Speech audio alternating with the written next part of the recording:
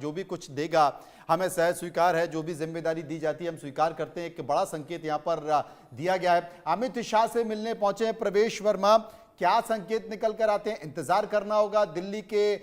गद्दी पर। इस किस्सा कुर्सी के में दिल्ली की गद्दी पर कौन बैठेगा, यह यक्ष प्रश्न कह सकते हैं, क्योंकि भारतीय जनता पार्टी में कुछ मिनट पहले तक कोई नहीं बता सकता कि कौन मुख्यमंत्री होने वाला है, और यह नाम केवल एक ही शख्सियत, एक ही नाम तय करते हैं और वो नरेंद्र मोदी तय करते हैं। शुभ राणा हमारी संवाददाता हमारे साथ मौजूद हैं। शुभ राणा, कह सकते हैं कि एक बड़ा राजनीतिक आंदोलन, एक बड़ी राजनीतिक विचारधारा, वो विचारधारा क्या थी आज तक देश समझ नहीं पाया, खत्म हो गई? देखिए बिल्कुल, देखिए इस वक्त हम अरविंद केजरीवाल के आवास पर मौजूद है और देखिए यहाँ से ठीक कुछ दूर भारतीय जनता पार्टी का कार्यालय है और मुझे यहाँ भी पटाखों का शोर सुनाई दे रहा है। लेकिन देखिए एक पटाखा का जो शोर है वो अंदर अरविंद केजरीवाल के आवास पर भी बज रहा होगा, क्योंकि देखिए अरविंद केजरीवाल आम आदमी पार्टी के जो राष्ट्रीय संयोजक है, अपनी सीट वो हार गए हैं। यानी जो सपना उन्होंने बुना था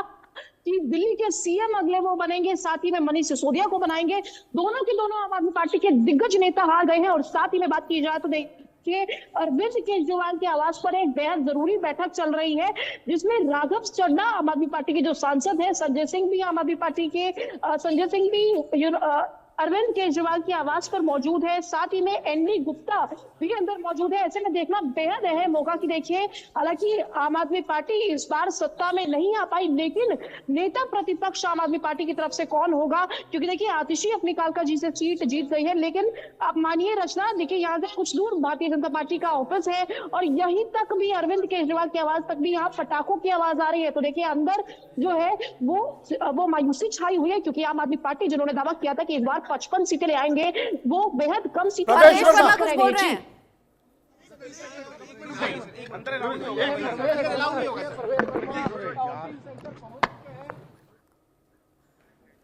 चेहरा भी नहीं देख पाए, कम से कम हम समझ लेते कि चेहरे के भाव के, क्योंकि राजनीति में तो जो बॉडी लैंग्वेज है उसका बड़ा फर्क पड़ता है। और वो बॉडी लैंग्वेज क्या है, उनका चेहरा क्या है, बहुत ज्यादा उखड़ा हुआ है, चेहरे पर खुशी है, निराशा है, क्योंकि खुशी भी दो तरह की होती है ना, एक तो चेहरे पर झलकती है, एक जब आप जबरदस्ती अपनी खुशी को दबा कर रखते हैं तो वो भी पकड़ में आ जाती है। राज बिहारी जी, परिपक्व नेता की तरह व्यवहार कर रहे हैं, और ये आज नहीं, ये मतलब चुनाव नतीजे के बाद नहीं, पहले भी जब उनसे पूछा गया था कि आप मुख्यमंत्री हो सकते हैं, तो उनका जवाब था ये इस सवाल का जवाब मैं नहीं दे सकता। तो अब भी अगर वो प्रतिक्रिया आ रही है कुछ और, सरकार हो गई है, जनरल कुमार शर्मा है, ये सिर्फ और सिर्फ नरेंद्र मोदी जी, माननीय अमित शाह जी, माननीय नड्डा जी या पार्लियामेंट्री बोर्ड माननीय बीएल संतोष जी, इनके अलावा किसी को नहीं पता, क्योंकि हम कोई भी बयान देंगे ना हम उसका कोई मतलब है ना कोई लेना देना उस बात का।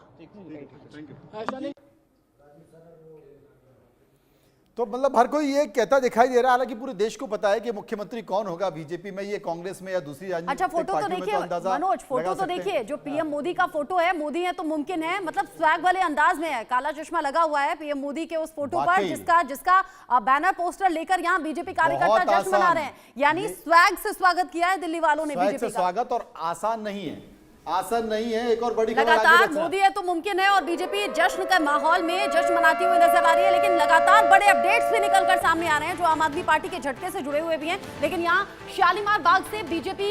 के लिए अच्छी खबर है, यहाँ विश्वास नगर से बीजेपी शर्मा जीत गए हैं, राजेंद्र नगर से आपके दुर्गेश पाठक हार गए हैं, यानी आम आदमी पार्टी के लिए एक और झटका। शालीमार बाग से बीजेपी की रेखा गुप्ता जीत गई हैं, ये बीजेपी के लिए लगातार अच्छे संकेत मिल रहे हैं। विश्वास नगर से बीजेपी के ओपी शर्मा चुनाव जीत गए हैं, और यहां आम आदमी पार्टी के लिए एक और झटका और बीजेपी के लिए एक और बड़ी खुशखबरी। जिस तरीके से एक एक करके ये रुझान अब नतीजों में तब्दील हो रहे हैं, ये जो ऊपर की पट्टी आप लगातार देख रहे हैं, यहां नंबर बीजेपी के बढ़े हैं, यानी कि 48 सीटों पर अभी भी बीजेपी आगे है, और एक एक करके अब ये चुनावी नतीजे सामने आ रहे हैं। राजेंद्र नगर से आम आदमी पार्टी के कैंडिडेट हारे हैं दुर्गेश, शालीमार बाग से बीजेपी की रेखा गुप्ता जीत गई हैं, विश्वास नगर से बीजेपी के ओपी शर्मा भी चुनाव जीते हैं। लेकिन एक बार फिर से जानिए, जो वोटिंग परसेंटेज है उसमें बहुत ज्यादा अंतर नहीं है, 43% आम आदमी पार्टी को मिले हैं, 47% बीजेपी को मिले हैं, लेकिन फिर भी बड़ा उलटफेर, 48 सीटें पर बीजेपी आगे है तो महज 22 पर सिमट गई है आम आदमी पार्टी। जो इंडिकेशंस हैं, अच्छा आम आदमी पार्टी से आतिशी अगर जीत गई हैं और वो भी एंड मोमेंट पर जीते हैं मनोज, तो क्या हम ये समझें कि सौरभ भारद्वाज और सत्येंद्र जैन को लेकर भी अभी थोड़ा होपफुल आम आदमी पार्टी के कार्यकर्ता होंगे? देखिए, सबसे बड़ी बात है कि आम आदमी पार्टी के जितने भी रणनीतिकार हैं, वो तमाम रणनीतिकारों को देखा जाए तो वो सारे के सारे चुनाव हार हैं। आतिशी को अगर छोड़ दिया जाए, क्योंकि वो एक महिला है, मुख्यमंत्री का चेहरा है, एक अलग परिस्थिति में है, लेकिन जितने भी रणनीतिकार हैं, दुर्गेश पाठक, अरविंद केजरीवाल, मनीष सिसोदिया, सौरभ, राखी बिरलान, सत्येंद्र जैन, सोमनाथ भारती, ये वो नाम हैं जिन्होंने आम आदमी पार्टी को खड़ा किया। और वो तमाम चेहरे जिनका हम जिक्र कर रहे हैं, चाहे वो शांति भूषण हो, प्रशांत भूषण हो, योगेंद्र यादव हो, कुमार विश्वास हो, आनंद कुमार हो, स्वाति मालीवाल हो, नवीन जैन हो, ये वो लोग जिन्होंने पार्टी को खड़ा किया, एक बड़ा आंदोलन खड़ा किया, और वो आंदोलन के कारण ये अरविंद केजरीवाल को छोड़ के चले गए, विश्वासघात हुआ। बल्ली मारन सीट से आम आदमी पार्टी के इमरान चुनाव जीत चुके हैं, एक और बड़ा संकेत निकल कर आ रहा है। कुल मिलाकर बल्ली मारन सीट से इमरान चुनाव जीत गए हैं, और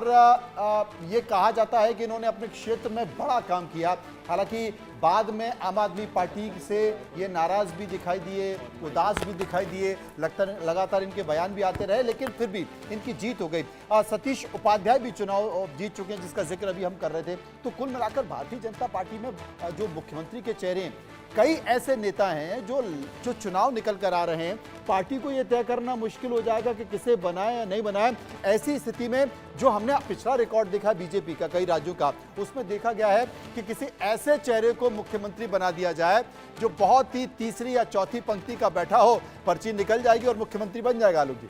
देखिए, मुझे लगता है ये सही है, लेकिन फिर भी अनुभव को भी देखा जाएगा, क्योंकि दिल्ली में बहुत बड़ी चुनौती है मनोज जी, इसमें कोई शक नहीं, क्योंकि इसका एक मैसेज बिहार के चुनाव पे भी जाएगा। आप ये देखिए, इसके बाद बिहार का चुनाव है, और ऐसी स्थिति में मुझे लगता है कि बहुत ही ये सही बात है कि अमित शाह जी और नरेंद्र मोदी जी ने कुछ लोग आइडेंटिफाई किए हुए होंगे,